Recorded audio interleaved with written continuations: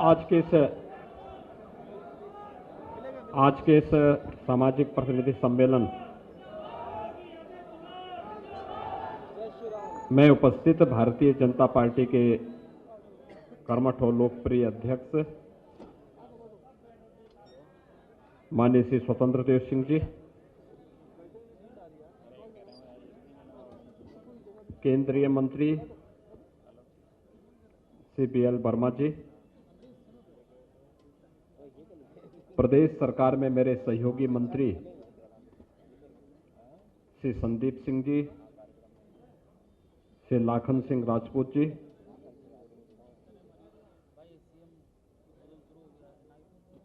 महान राम भक्त और जिन्होंने शासन की कार्य पद्धति को कैसे संचालित होना है, ऐसे हम सबके नेता रहे स्वर्गीय कल्याण सिंह जी की विरासत को पूरी तेजस्विता के साथ आगे बढ़ाने वाले लोकप्रिय सांसद माननीय श्री राजवीर सिंह राजू भैया जी,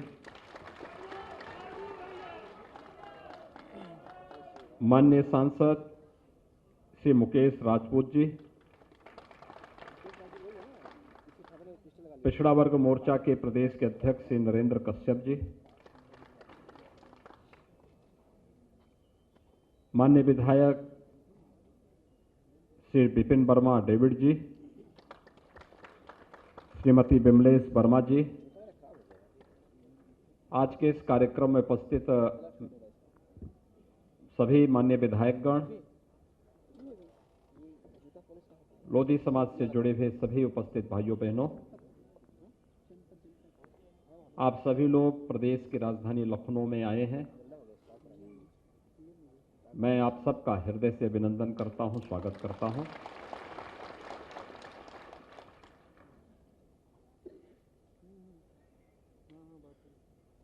स्वर्गीय बाबूजी की अंतिम संस्कार के कार्यक्रम में और उनके ब्रह्म भोज के कार्यक्रम में मुझे जाने का अवसर प्राप्त हुआ था। लोक नेता और जन नेता कैसा होता है,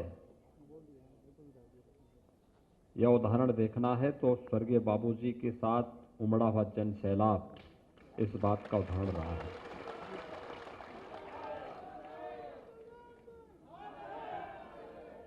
यह वैसे ही नहीं हुआ।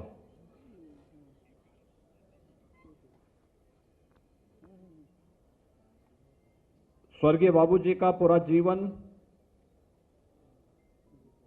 देश और धर्म के लिए समर्पित था। यह सच है कि लोधी राजपूत परंपरा में परिवार में वे जन्म लिए, पले बढ़े, शिक्षा दीक्षा ली, लेकिन सार्वजनिक जीवन के लिए उन्होंने अपना पूरा जीवन देश और धर्म के लिए समर्पित किया। और इसी से अंदाजा लगाया जा सकता है कि ये समाज अपने लिए नहीं, देश और धर्म के लिए मरने मारने वाला है, जीने वाला है। वीरांगना अवंतीबाई लोधी जी का चर्चा भी होती है और ये मेरा सौभाग्य है, कल प्रधानमंत्री जी ने एक मेडिकल कॉलेज का 9 मेडिकल कॉलेजेस का उद्घाटन किया, उसमें से एक मेडिकल कॉलेज वीरांगना अवंतीबाई लोधी जी के नाम पर भी है। ये हमारी सरकार ने राजू भैया के कहने पर और संदीप सिंह जी के कहने पर स्थापित किया।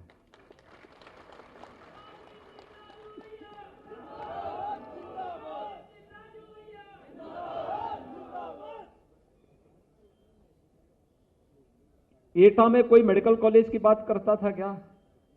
कभी नहीं। लेकिन आज मेडिकल कॉलेज बना है। स्वर्गीय बाबूजी की भावना थी और राजू भैया ने कहा कि नहीं, यहां बनना ही है। भाइयों बहनों, आज वहां मेडिकल कॉलेज का कल लोकार्पण का कार्यक्रम हुआ है।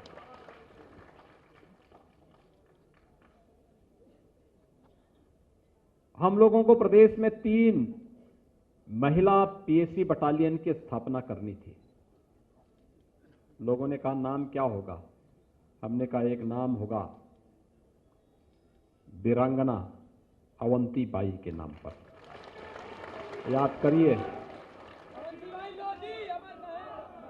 बदायूं का जो केंद्र बना है वह अवंती बाई जी के नाम पर ही बनाया गया है। पीएसी की महिला बटालियन का नामकरण।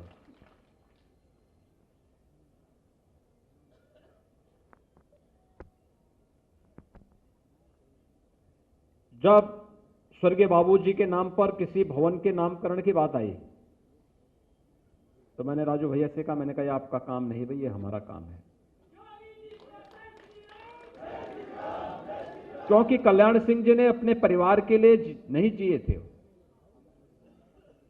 इस देश के लिए और धर्म के लिए उन्होंने जीवन जिया था। और इसीलिए हमारा अत्याधुनिक कैंसर अस्पताल लगभग 1200 करोड़ रुपए की लागत से बनकर के तैयार हुआ। हमने कहा इसका नाम स्वर्गीय कल्याण सिंह कैंसर संस्थान होगा। उत्तर प्रदेश का सबसे बड़ा संस्थान है वो, सबसे बड़ा संस्थान है। अत्याधुनिक सुविधाओं से युक्त है और बहुत शीघ्र वहां पर स्वर्गीय कल्याण सिंह जी की एक भव्य प्रतिमा का स्थापना का कार्यक्रम भी होने जा रहा है। ऐसे ही अभी हम कुछ ही दिनों में मैं बुलंदशहर आने वाला हूं, वहां के मेडिकल कॉलेज का नामकरण भी हम लोगों ने स्वर्गीय कल्याण सिंह जी के ही नाम पर कर दिया है। अत्याधुनिक मेडिकल कॉलेज बनेगा। भाइयों बहनों, देश और धर्म के लिए जीने वाले, अपना जीवन समर्पित करने वाले के वालों के प्रति समाज सदैव इसी कृतज्ञ भाव के साथ नमन होता है, अपनी श्रद्धांजलि अर्पित करता है। और स्वर्गीय बाबूजी के प्रति समाज का, सरकार का यही श्रद्धांजलि है। आज आप सब यहां पर आए हैं। हमारे प्रदेश अध्यक्ष जी ने कुछ बातें आपके सामने कही। मैं अपने विधायक श्री कैलाश राजपूत जी की भावनाओं को भी समझ रहा था।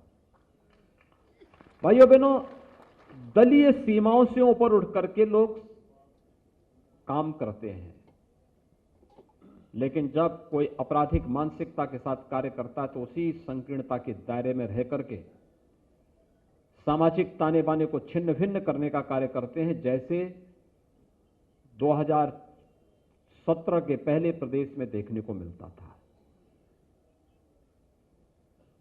इन लोगों के लिए समाज मायने नहीं रखता, देश मायने नहीं रखता। ये देश की कीमत पर राजनीति करते हैं। ये लोग सामाजिक ताने बाने को छिन्न भिन्न करते हैं और जब पर्व और त्योहार आता है तब दंगाइयों को प्रोत्साहित करके कर्फ्यू लगाते हैं। यही तो होता था 2017 के पहले प्रदेश में। तब हर तबका परेशान था। क्या नौजवान, क्या किसान, क्या बहन बेटियां, क्या समाज का प्रबुद्ध जन, व्यापारी हो या कोई भी समाज का व्यक्ति हो, हर एक व्यक्ति तबाह होता था, परेशान होता था।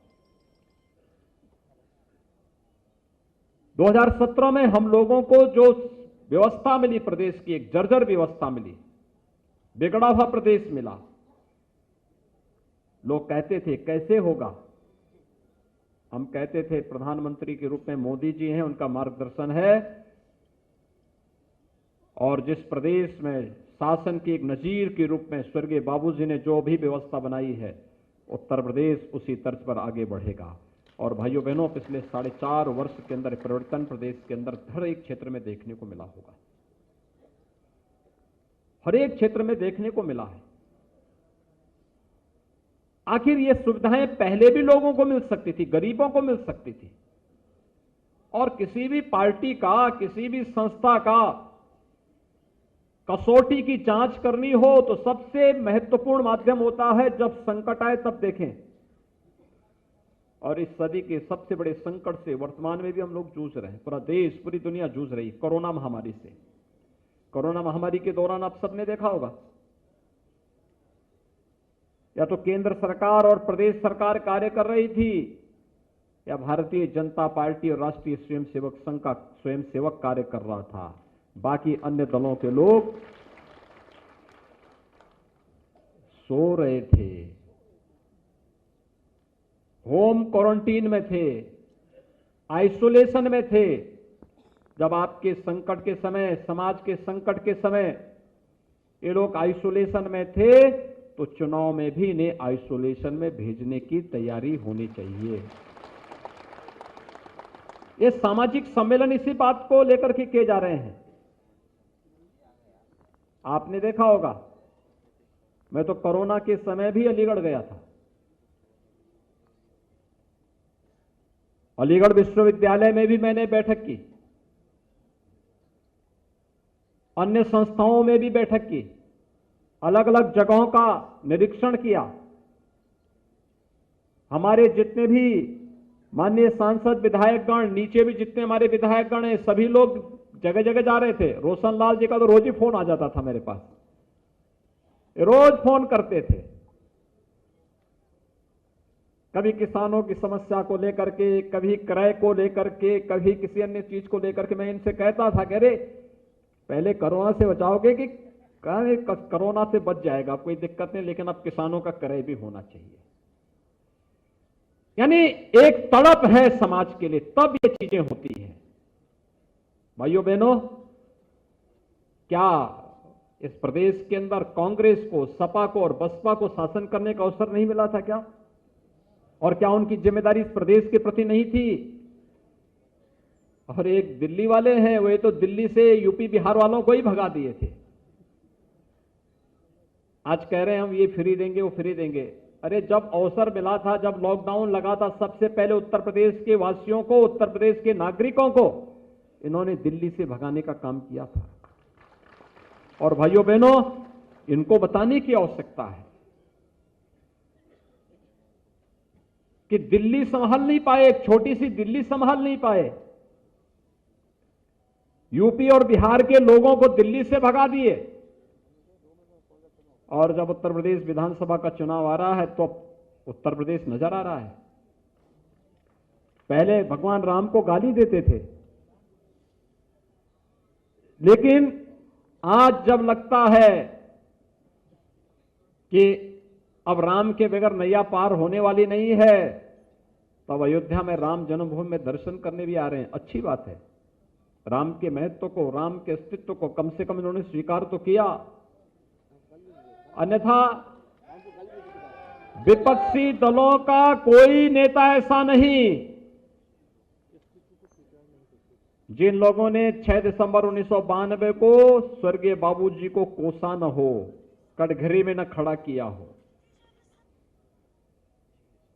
और पूरी मजबूती के साथ उस समय भी खड़े रहे बाबूजी। उन्होंने कहा था कि कोई जिम्मेदारी फिक्स होती है तो कल्याण सिंह के ऊपर होनी चाहिए। कल्याण सिंह इस जिम्मेदारी को लेने को तैयार है। यह है दमदार बात। और इसलिए भाइयों बहनों, आज मैं आपसे यही कहने के लिए आया हूं, पूछिए एक बार विपक्षी नेताओं को, प्रदेश के अंदर सर्वाधिक समय तक शासन किया है कांग्रेस ने। अगर प्रदेश में बदहाली है, अव्यवस्था थी, अराजकता थी, गरीबी थी, इसके जिम्मेदार ये लोग हैं। सबसे अधिक समय तक कांग्रेस को शासन करने का अवसर प्राप्त हुआ। उसके बाद समाजवादी पार्टी और फिर बहुजन समाजवादी पार्टी। इन लोगों से पूछा जाना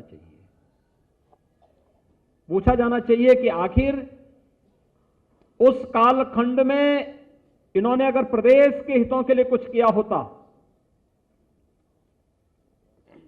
अलीगढ़ के तालों के लिए, हापुड़ के पापड़ के लिए,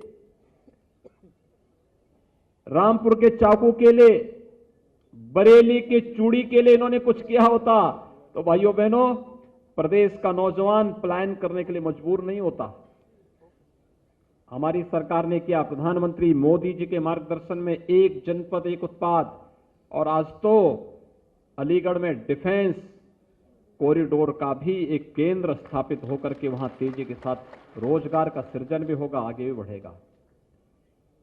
स्वर्गीय बाबूजी जब मुख्यमंत्री थे, उन्होंने ताला नगरी के रूप में वहां एक व्यापक निवेश करवाया था, अलीगढ़ को पहचान दिलाई थी हार्डवेयर के क्षेत्र में। आज भी अलीगढ़ का कारीगर बहुत अच्छा काम करता है। सपा ने क्या किया, कांग्रेस ने क्या किया, बसपा ने क्या किया, इनसे पूछा जाना चाहिए।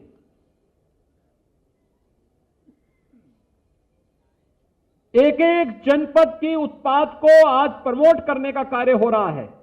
वहां हाथरस की हींग हो, मेरठ के स्पोर्ट्स आइटम हो, फिरोजाबाद का ग्लास का उद्योग हो, मुरादाबाद का ब्रास की आइटम हो, अमरोहा का तबला हो, यानी अलग अलग जनपद को उसको उसकी पहचान के साथ जोड़ने का कार्य हो रहा है। लाखों नौजवान रोजगार से इससे जुड़ रहे हैं, लाखों नौजवान इस प्रक्रिया के साथ जुड़ रहे हैं। विकास एक नई ऊंचाइयों तक आगे बढ़ता हुआ दिखाई दे रहा है और इसीलिए यह कार्य पहले भी हो सकता था। विश्वकर्मा श्रम सम्मान में आपने देखा होगा, विश्वकर्मा श्रम सम्मान में परंपरागत हस्तशिल्पी और कारीगरों को, वह लोहार है, राजमिस्त्री है, कारपेंटर है, स्वर्णकार है, हलवाई है, मोची है, धोबी है, यानी ये गांव में निवास करने वाला जो गांधी जी के ग्राम स्वराज की परिकल्पना को साकार करता है, इन सब के निश्चित प्रशिक्षण के दौरान निश्चित मानदेय, फिर इन्हें बैंकों के साथ जोड़ना, फिर इनको जोड़ने के साथ इनकी आजीविका को बढ़ाना, इनके स्वावलंबन के पथ पर अग्रसर करना। माटी कला बोर्ड के माध्यम से आपने देखा होगा गांव गांव में मिट्टी के दिया मूर्तियां मिल रही हैं। ये काम चीन क्यों हमें देगा, हमारा कारीगरी ये काम करेगा, हम उसको कला देंगे, हम उसको तकनीक देंगे, हम उसको डिजाइनिंग देंगे और हम उसको आगे बढ़ाने का कार्य करेंगे। गांव समृद्ध होगा, पैसा गांव में रहेगा, गांव समृद्ध होगा। यही तो कार्य सरकार ने किया है। कानून व्यवस्था की स्थिति को बेहतर किया गया, तो कानून व्यवस्था की बेहतर स्थिति ने निवेश बढ़ाया, रोजगार दिया।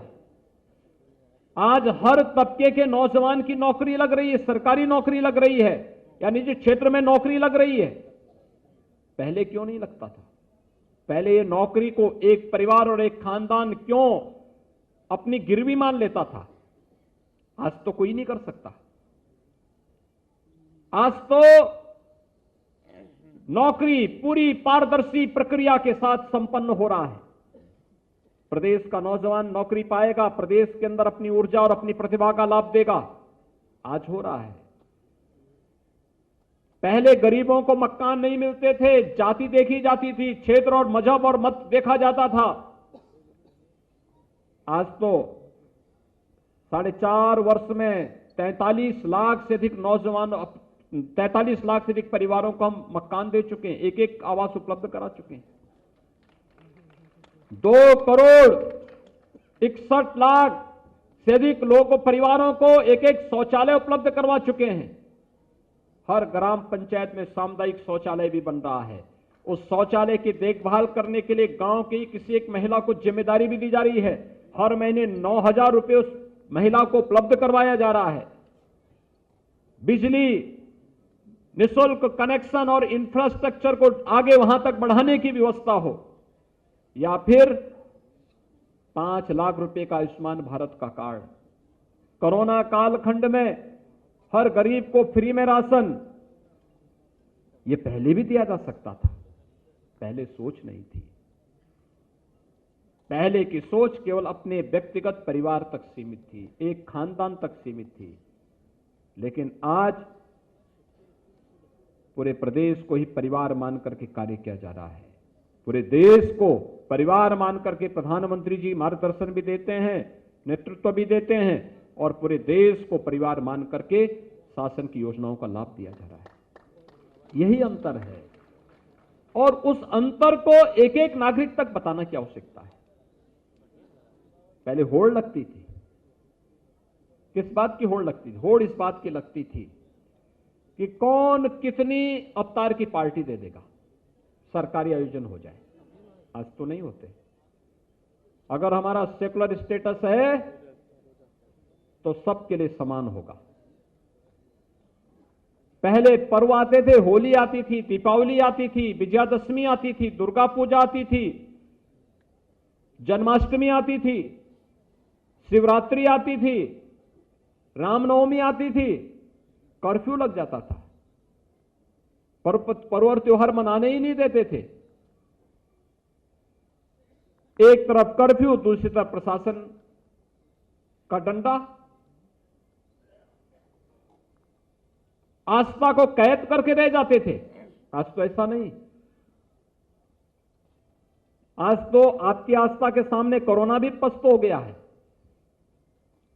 आपने देखा होगा, जैसे विजयादशमी आई, कोरोना समाप्त, बड़े भव्यता के साथ विजयादशमी के आयोजन हर जगह हुए। दीपावली आ रही है, कोरोना लगभग समाप्ति की ओर, और पूरी भव्यता के साथ दीपावली का आयोजन हर्ष और उल्लास के साथ, उमंग के साथ हर प्रदेशवासी मनाएगा। भाइयों बहनों, हमें देखना होगा पहले जो लोग थे वे क्या करते थे, कैसे करते थे, किस मानसिकता के साथ कार्य कर रहे थे। अभी मैं देख रहा था औरैया में हमारे लाखन सिंह राजपूत जी आए हैं, वहीं के हैं। एक विज्ञापन चला सपा का कि मैं आ रहा हूं, और वहां पे समाजवादी पार्टी के एक पदाधिकारी ने वहां 8 लोगों का अपहरण करके जबरदस्ती वसूली करना शुरू कर दिया। तो लोगों ने कहा, अरे क्या विज्ञापन का मतलब यही है? उन्होंने कहा, हाँ, मैं आ रहा हूं का मतलब अपहरण, गुंडागिर्दी, लूटपाट, अराजकता, प्रदेश के अंदर अव्यवस्था और दंगाइयों को फिर से प्रोत्साहन कर देना। भाइयों बहनों, ये नहीं हो पाएगा। प्रदेश अब बदल चुका है। याद करिए, हमारी सरकार आई 2017 में, हमने पहला काम क्या किया? किसानों का कर्ज माफ किया। मैं बहन और बेटियों की सुरक्षा के लिए एंटी रोमियो स्क्वाड का गठन किया। प्रदेश के लिए हम लोगों ने नई नई स्कीम के साथ हम आगे बढ़े थे। और समाजवादी पार्टी की सरकार 2012 में जब बनी थी, उसने क्या किया मालूम है? पहला काम क्या था? राम जन्मभूमि पर आतंकी हमला करने वाले आतंकवादी के मुकदमे को वापस लेने वाली कार्रवाई को प्रारंभ करना। और दूसरा कार्य उस सरकार में हुआ था, कोसी कला का दंगा। और जो सिलसिला शुरू हुआ, अंतहीन सिलसिला था। हर तीसरे दिन एक दंगा, हर तीसरे दिन एक दंगा। कोई पर्व और त्योहार नहीं मना सकते थे, कोई अपने को सुरक्षित नहीं कर सकता था। और ये तो समाजवादी पार्टी के साथ चस्पा है। एक 2005 की घटना है। मैं एक बार अलीगढ़ में गया था। अलीगढ़ में रामनवमी के दिन एक दंगा हो गया था, और तब भी मैं देखता था कैसे समाजवादी पार्टी दंगाइयों को प्रश्रय देती है। भाइयों बहनों, इन राजनीतिक दलों के वास्तविक चरित्र को समझने की आवश्यकता है। और आप अपने समाज के प्रबुद्ध हैं।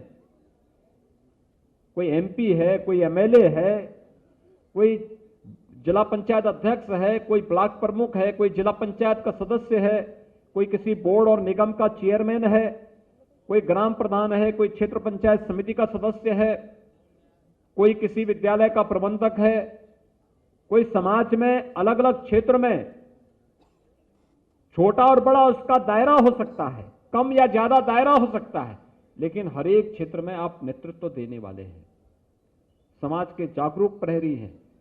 तो समाज को अवगत कराने की जिम्मेदारी भी आपकी है। ये प्रदेश स्तर का सम्मेलन है। इतनी भारी संख्या में आप लोग आए हैं। कितनी भारी संख्या में? मुझे लगता है पूरा चारों तरफ भरा हुआ है। इस सभागार को इस रूप में भरा हुआ मैंने इससे पहले नहीं देखा।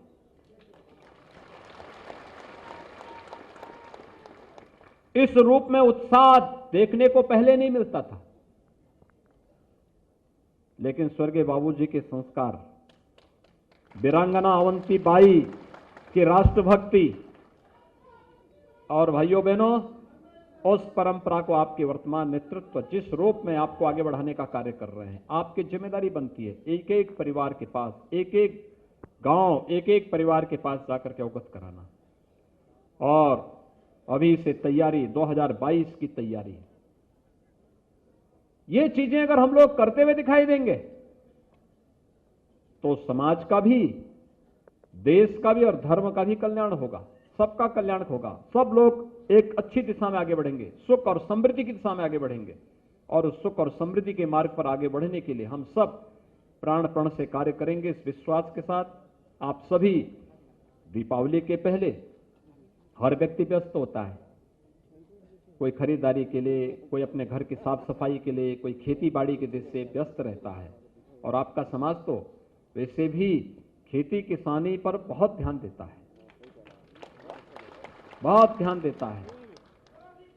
और भाइयों बहनों, समाज की चेतना को जागरूक करने में मातृभूमि की भी रक्षा करता है, मातृभूमि की भी सेवा करता है, और मातृभूमि की सेवा के साथ ही राष्ट्रभक्ति के साथ भी अपने को आगे बढ़ाता है। ये दोनों गुण उसके साथ कूट कूट करके भरे हुए हैं। इसलिए इस सभी व्यस्तताओं के बावजूद आप यहां पर आए हैं। आपका मैं एक बार फिर से अभिनंदन करता हूं, स्वागत करता हूं। आप सबको दीपावली की मंगलमय शुभकामनाएं देते हुए मैं आज के इस सम्मेलन में स्वर्गीय बाबूजी को विनम्र श्रद्धांजलि अर्पित करता हूं। वे आज हमारे बीच में नहीं, लेकिन उनका कृतित्व निरंतर एक नई प्रेरणा प्रदान करता रहता है, एक नई प्रेरणा, एक नई ऊर्जा देता है। और उस ऊर्जा के साथ सभी को जुड़ने की आवश्यकता है। आप सबके प्रति मेरी शुभकामनाएं। धन्यवाद। जय Hind.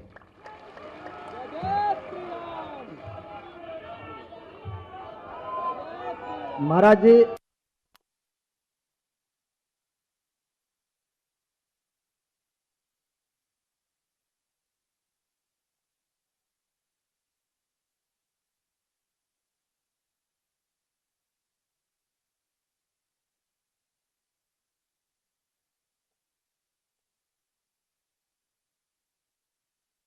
Subscribe to our channel by clicking the subscribe button. Click the bell button and enjoy the latest uploads from our channel.